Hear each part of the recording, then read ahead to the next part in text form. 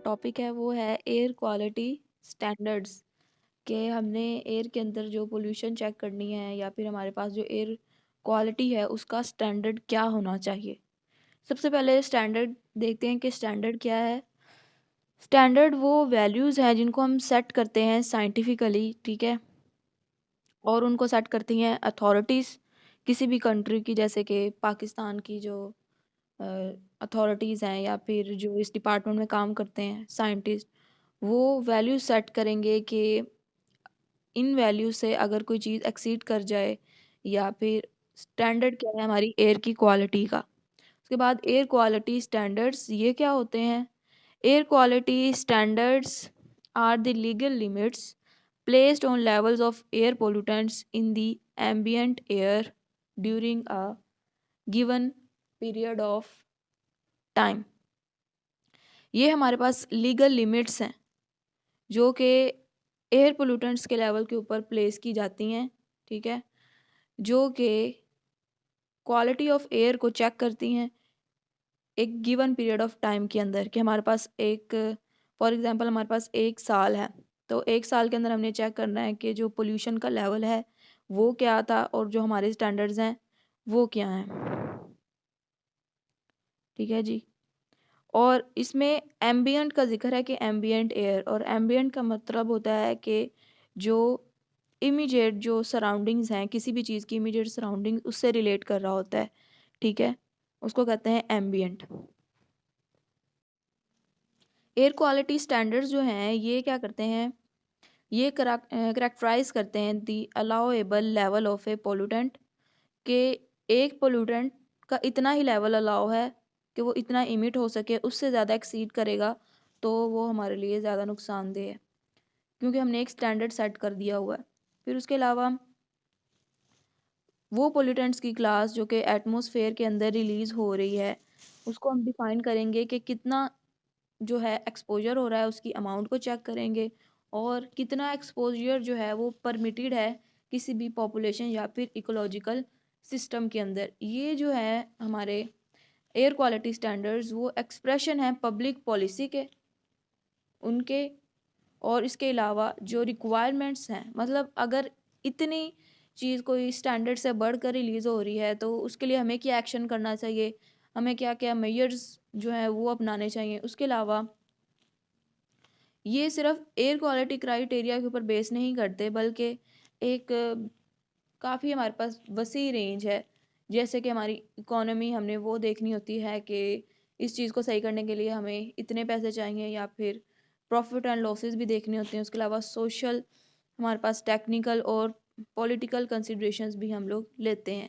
Air quality standards जो हैं वो इवॉल्व होते हैं डिफरेंट कंट्रीज़ में डिफरेंट टाइप से, ठीक है, और ये सारा कुछ डिपेंड करता है एक्सपोजर का कंडीशन क्या है, उसके अलावा सोशियो इकोनॉमिक सिचुएशन क्या है, और जो प्रॉब्लम्स हमारे पास सामने आती हैं हेल्थ रिलेटेड प्रॉब्लम्स, उनको भी कंसीडर किया जाता है। अब जो डेवलपमेंट थी एयर क्वालिटी स्टैंडर्ड्स की, कि वो किस तरह से डेवलप हुए थे, उनको डेवलप करने के लिए हमारे पास जो हैं ये फॉलोइंग पॉइंट्स हैं। सबसे पहले क्या करते हैं, हम प्रिपरेशन करते हैं एयर क्वालिटी क्राइटेरिया की। एयर क्वालिटी क्राइटेरिया की प्रिपरेशन की बात कर रहे थे कि उसके अंदर हमें क्या करना होता है, एनालाइज करना होता है कि रिलेशनशिप को, कि पोल्यूटेंट की कंसंट्रेशन उसका क्या रिलेशन है एयर के अंदर, और उसके एडवर्स इफ़ेक्ट्स क्या हैं जो कि इससे रिलेट करते हैं। WHO जो है वर्ल्ड हेल्थ ऑर्गेनाइजेशन, ये क्या करता है, इनको कहता है कि ये गाइड्स हैं, हमें गाइड करती हैं कि क्या हो रहा है, किस तरह से हो रहा है। उसके बाद नेक्स्ट आता है development of air quality goals. इसमें क्या करना होता है कि एयर क्वालिटी क्राइटेरिया को देखते हुए हमने गोल्स जो हैं वो डेवलप करने होते हैं। ये वो कंसंट्रेशन है पोल्यूटेंट्स की जो कि लोग बिलीव करते हैं किसी भी इलाके में जहाँ वो रह रहे होते हैं कि उनके ऊपर एडवर्स हेल्थ इफ़ेक्ट्स हो रहे हैं या फिर उनकी वेलफेयर के लिए ये जो है नुकसानदेह हैं। थर्ड पॉइंट जो है development of air quality standards. यहाँ पे थर्ड पॉइंट पे आके हमने स्टैंडर्ड्स की जो डेवलपमेंट करनी है, इसके लिए हमें एयर क्वालिटी क्राइटेरिया भी चाहिए, डेवलपमेंट भी चाहिए। इसमें क्या होगा कि ये वो कंसंट्रेशन है एयर पोल्यूटेंट्स की जो कि हमने अचीव करनी होती हैं इमीडिएट फ्यूचर के अंदर। उसके अलावा ये जो कंसंट्रेशंस हैं ये एयर क्वालिटी गोल से डिफरेंट भी हो सकती हैं, ठीक है। उसके अलावा ये जो क्वालिटीज़ हैं हम यूज़ करेंगे कि फ्यूचर के अंदर हमारी मैक्सिमम कोशिश होगी कि जो पोल्यूटेंट्स की इमिशन है वो स्टैंडर्ड्स को फॉलो करे। उसके बाद development of standard methods of measurement and testing of the ambient air and the pollution effects. अगर हमने स्टैंडर्ड्स जो हैं डेवलप करने हैं तो हमारे पास स्टैंडर्ड्स होने चाहिए मेजरमेंट के, कि हम मेजर कर सकें इमिशन रेट को और फिर टेस्ट कर सकें एम्बियंट एयर को। एम्बियंट का मतलब था कि जो चीज़ रिलेट कर रही है सराउंडिंग से, किसी भी चीज़ की सराउंडिंग से। उसके अलावा एयर पोल्यूशन के इफ़ेक्ट्स देखें, स्टैंडर्ड मेथड्स देखें मेजरमेंट के एम्बियंट एयर क्वालिटी के जो कि हमारे पास अवेलेबल हैं, ठीक है। उसके अलावा यूएस की जो इन्वायरमेंटल प्रोटेक्शन एजेंसी है वो ये सब कुछ देखती है। उसके अलावा WHO वर्ल्ड हेल्थ ऑर्गेनाइजेशन ये सारा कुछ देख रहे हैं हम।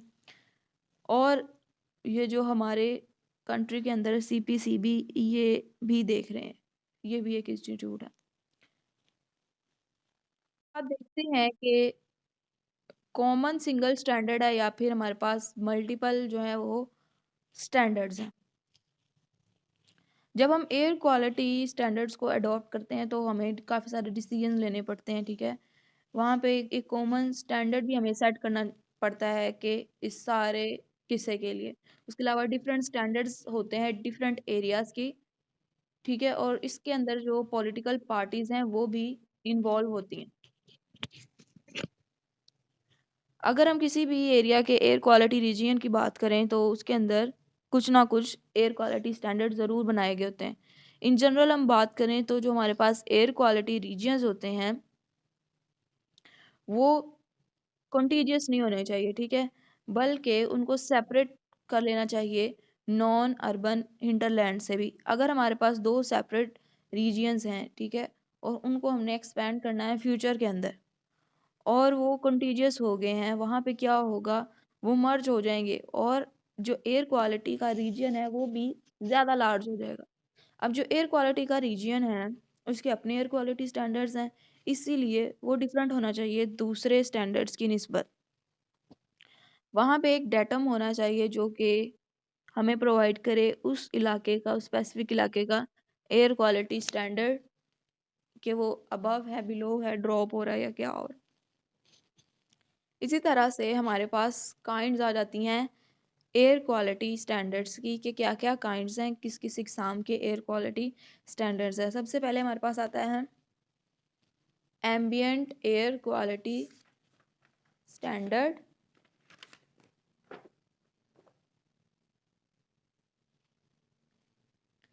एम्बियंट एयर क्वालिटी स्टैंडर्ड, इसके अंदर क्या होता है, ये भी लीगल लिमिट्स हैं हमारे पास जो कि प्लेस की जाती हैं on the concentration of air pollutants किसी भी कम्युनिटी की, जहाँ पे जो लोग हैं वो रह रहे हैं, उसके अलावा जो मटेरियल्स हैं वो एक्सपोज हो रहे हैं। एयर क्वालिटी स्टैंडर्ड्स को देखा जाए तो उसके अंदर परमिजिबल एक्सपोजर होता है सारी चीज़ों का, लिविंग का भी, नॉन लिविंग थिंग्स का भी, 24 आवर्स पर डे। उसके अलावा वीकली भी इसका हिसाब रखा जाता है 7 डेज़ की बेसिस पे, ठीक है। ये सारा कुछ जानने के लिए कि जो एक्चुअल कंसंट्रेशन है उसको कितना चाहिए एक एयर मॉनिटरिंग प्रोग्राम में। उसके अलावा दूसरे स्टैंडर्ड्स भी हैं, अदर एयर क्वालिटी स्टैंडर्ड्स भी हैं हमारे पास। उसके अंदर क्या आ जाते हैं, कॉजी इमिशन स्टैंडर्ड्स आ जाते हैं, इनको कहते हैं पॉइंट और इम्प्रिंजमेंट स्टैंडर्ड्स। ये क्या है, ये वो लिमिट्स हैं जो कि स्पेसिफिक पोल्यूटेंट्स के ऊपर लगाई जाती हैं ग्राउंड लेवल पे भी, जो कि रिक्वायर्ड होती हैं नेशनल लेवल पे भी, स्टेट लेवल पे भी, या फिर लोकल रेगुलेशंस भी हैं जो कि चाहिए होती हैं।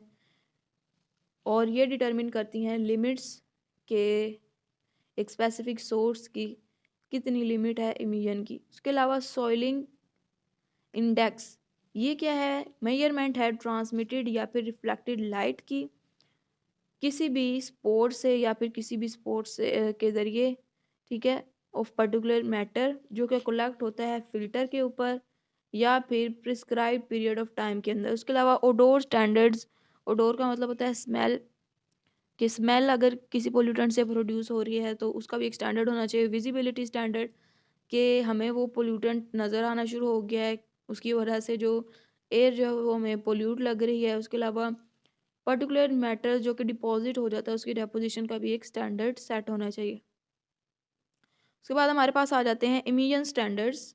ये क्या है? परमिटेड इमिशन लेवल्स हैं एक स्पेसिफिक ग्रुप के इमिटर्स के लिए, कि जो चीज़ पोल्यूटेंट को इमिट कर रही है, खारिज कर रही है, रिलीज़ कर रही है, सारे मेंबर जो होते हैं इस ग्रुप के, उनसे ये एक्सपेक्ट किया जाता है कि वो इमिट करें जो पोल्यूटेंट हैं उनको एक हद तक ही जो है वो इमिट करें। उसके अलावा ये जो स्टैंडर्ड्स हैं ये एप्लीकेबल हैं इमिटर्स के किसी भी सिलेक्टेड ग्रुप के ऊपर। उसके अलावा जिसको सेट किया है नेशनल, रीजनल या फिर लोकल एप्लीकेशन है। उसके अलावा ये बेस्ड होने चाहिए कुछ एयर क्वालिटी स्टैंडर्ड्स पे, जो कि इंटायरली इंडिपेंडेंट हो इस तरह की एयर क्वालिटी स्टैंडर्ड से, और सर्व कर रही हो एक सेपरेट और डिफरेंट टाइप ऑफ स्ट्रेटजी के ऊपर, जो कि हमें एयर क्वालिटी की मैनेजमेंट के लिए चाहिए।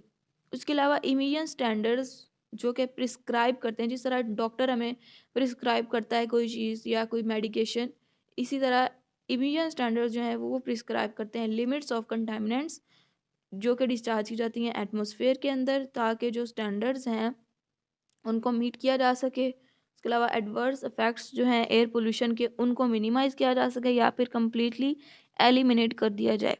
इसके अलावा एक दफ़ा जो एयर क्वालिटी स्टैंडर्ड है वो इस्टेब्लिश हो गया, उस तरह के जो स्टैंडर्ड्स हैं वो यूज़ किए जा सकते हैं बेसिस के तौर पर, ताकि हम जो नए इमिशन स्टैंडर्ड्स हैं वो भी बना सकें। जो इमिशन स्टैंडर्ड्स हैं इसीलिए वो रिप्रेजेंट करती हैं इमिशन लेवल्स को, कि वो एक्सीड ना करें हमारे एयर क्वालिटी गोल से और उनको अचीव किया जा सके। इमिशन स्टैंडर्ड्स जो हैं वो प्रिस्क्राइब किए जा सकते हैं स्टेशनरी सोर्सेज से भी या फिर मोबाइल सोर्सेज से भी। अब हमारे पास जो एयर क्वालिटीज़ हैं उनके अंदर जो एम्बियंट एयर क्वालिटीज़ हैं उनको जो है स्पेशल अटेंशन दी जाती है। ये भी है परमिजिबल लेवल है एयर पोल्यूटेंट्स के एटमॉस्फेयर के अंदर। ये इम्प्लाई करते हैं वो वैल्यूज़ जो कि प्रिस्क्राइब करते हैं स्टैंडर्ड्स जो कि एक्सेप्टेबल होती हैं, उससे ज़्यादा हाई वैल्यूज़ जो हैं वो एक्सेप्टेबल नहीं होती। उसके बाद बात करते हैं हमारे पास एयर क्वालिटी स्टैंडर्ड्स हैं जो कि अडॉप्ट करती है EPA, environmental protection agency in US. US के अंदर कुछ पैरामीटर्स हैं हमारे पास। सबसे पहले एसपीएम, सस्पेंडेड पार्टिकुलेट मैटर। इसके बाद हम इसकी कंसंट्रेशन देखेंगे माइक्रोग्राम पर मीटर क्यूब और पीपीएम पार्ट्स पर मिलियन में। और फिर हमारे पास ये है रिमार्क्स। स्टैंडर्ड वैल्यू देखें माइक्रोग्राम पर मीटर क्यूब के अंदर, तो इसकी वैल्यू 75 है। उसके बाद हमारे पास SO2 सल्फर डाइऑक्साइड गैस आ जाती है। इसकी माइक्रोग्राम पर मीटर क्यूब के अंदर 10,000 जो है इसकी वैल्यू है, और जो ppm पार्ट्स पर मिलियन के अंदर इसकी कंसंट्रेशन 9 है। और अगर इसका टाइम देखें, टाइम पीरियड देखा जाए तो इसके अंदर 8 आवर होते हैं, लेकिन ये एक साल में एक दफ़ा से ज़्यादा नहीं होती इसकी एमिशन। उसके बाद कार्बन मोनोऑक्साइड जो है वो है हमारे पास। उसके बाद हमारे पास आ जाते हैं नाइट्रोजन के ऑक्साइड्स। इसकी स्टैंडर्ड वैल्यू हमारे पास 100 माइक्रोग्राम पर मीटर क्यूब और पार्ट्स पर मिलियन के अंदर 0.5, और ये भी एनुअली इसकी जो वैल्यू है वो देखी गई है। उसके बाद ओजोन है, ओजोन की वैल्यू 235 माइक्रोग्राम पर मीटर क्यूब के अंदर, और पीपीएम के अंदर इसकी वैल्यू है 0.12, और 1 आवर डेली जो है मैक्सिमम इसकी वैल्यू को ऑब्जर्व किया गया। उसके बाद नॉन मीथेन हाइड्रोकार्बन्स हैं, इसकी वैल्यू 160 है माइक्रोग्राम पर मीटर क्यूब में, और पार्ट्स पर मिलियन के अंदर 0.24 है। 6 to 9 आवर पर डे ये देखी गई है। इसके अलावा लेड है हमारे पास, लेड की वैल्यू 1.5 है, और 3 मंथ्स जो है एवरेज ये देखी गई है इसकी वैल्यू। ठीक है, ये थे हमारे पास डिफरेंट पैरामीटर्स जो स्टैंडर्ड सेट किए गए हैं एयर क्वालिटी के स्टैंडर्ड्स, और इसको सेट किया है यूएस ईपीए ने, जो कि यूएस की इन्वायरमेंटल प्रोटेक्शन एजेंसी है। क्वालिटी स्टैंडर्ड जो हैं एसपीएम सस्पेंडेड पार्टिकुलर मैटर के लिए और SO2 के लिए, जो कि अडॉप्ट किए हैं डिफरेंट कंट्रीज़ ने, वो क्या हमारे पास, जैसे हमारे पास है बेल्जियम, ठीक है। इसके अंदर जो कंसंट्रेशन है जो SPM की, वो है 150 और एवरेज टाइम है हमारे पास 24 आवर्स का। इसके अलावा SO2 देखें वैल्यू, तो वो भी 150 है 24 आवर्स के लिए। बल्गेरिया के अंदर 150 है 24 आवर्स के लिए, और जो SO2 की वैल्यू वो 50 है 24 आवर्स के लिए। इसके अलावा कनाडा के अंदर SPM की वैल्यू कोई भी नहीं है, SO2 की वैल्यू है 150 24 आवर्स के लिए। न्यू फाउंडलैंड के अंदर जो SO2 की वैल्यू है वो है 290 24 आवर्स, और ओंटेरियो रूरल, इसके अंदर SPM की वैल्यू है 60 1 ईयर के अंदर ऑब्जर्व की गई है, और 50 वैल्यू है जो कि 1 ईयर के अंदर ऑब्जर्व की गई है। इसके अलावा ज़ेकोस्लोवाकिया के अंदर 150 है 24 आवर्स के लिए ऑब्जर्व की गई है, और SO2 की वैल्यू भी 150 है जो कि 24 आवर्स के लिए ऑब्जर्व की गई। इसके अलावा ईस्ट जर्मनी के अंदर 150 है 24 आवर्स के लिए ऑब्जर्व की गई है। इसी तरह हर जो कंट्री है उसका डिफरेंट है, जैसे फिनलैंड है उसकी 150 एसओ SPM की है, और SO2 की वैल्यू उसकी 250 है 24 आवर्स के लिए। हर कंट्री का जो है एमिशन रेट डिफरेंट है, उसके जो क्वालिटी स्टैंडर्ड्स हैं वो भी डिफरेंट हैं, ठीक है जी। ये जो है हमारा यहाँ पे आज का लेक्चर जो है वो कंप्लीट होता है एयर क्वालिटी स्टैंडर्ड्स का।